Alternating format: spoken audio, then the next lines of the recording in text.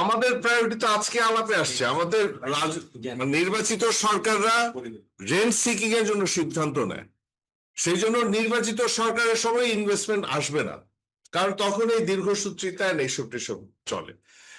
আমার কাছে মনে হয় যে যেভাবে প্রেজেন্ট করতেছেন আমাদের এই গভর্নমেন্ট, সেটা হচ্ছে একটা ম্যাজিক বুলেট।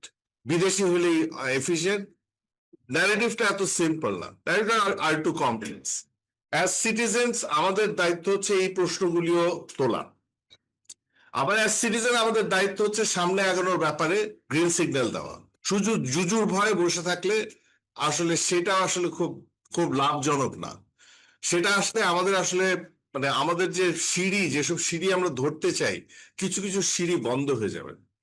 সো মানে প্যারালালি তো হইতে পারে। এখানে একটা ফেজ ভাই যেটা বলছেন যে এনবিআর যেটা বটলনেক আসল জায়গা, যেটা আমরা আজকেও বুঝছি, কিন্তু আমি তো এনবিআর, এটা তো এনবিআর আগে সলভ করবো তারপরে এটা করবো, নট নেসেসারি। এটা কোনো মানে এটাও করবো ওইটাও করবো।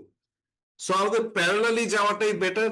এবং আমার মনে হয় যে যদি আমাদের প্রায়োরিটিটা থাকে দেশটাকে একটা বেটার বা তাইলে হয় কি এগুলো সব এভাবে সলভ হয়ে যায়।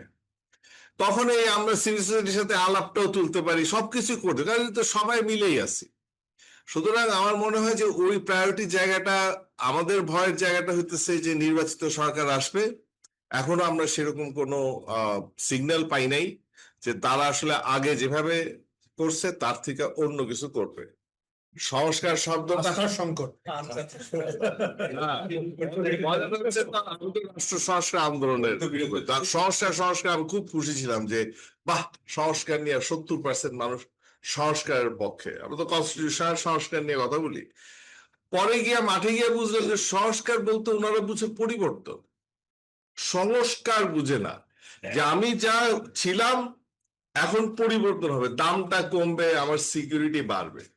সো আমরা স্যাডলি সংস্কার আলাপ হয়েছে, কিন্তু নির্বাচিত সরকার আমাদের পরিস্থিতি পরিবর্তন করবে সেটা আমার মানে আমরা এখনো মনে করছি না সেরকম সিগন্যাল বাংলাদেশে আছে। আমাদের যে যতটুকু আমাদের করণীয় সেটা হচ্ছে যে পরিবর্তন যাতে হয় সেটার আশাও থাকতে হবে, সেটার দিকে আমাদের কাজ করবে। আমরা মনে হয় ভয়েস ফর রিফর্ম থেকে আজকেও যে প্রশ্নগুলি আসছে, আমরা চেষ্টা করবো এই প্রশ্নগুলি আসলে রাষ্ট্রকে করার জন্য, এর মধ্যেই করার জন্য। এটা কেন হবে না? তো আমাদের প্ল্যাটফর্ম যেহেতু একটা সিভিল সোসাইটি প্ল্যাটফর্ম, আমরা সেখান থেকে আসলে এই প্রশ্নগুলি তুলবো, সেটা একটা কাজ হবে। কিন্তু সামনে আগাবো ইনশাল্লাহ। Thank you.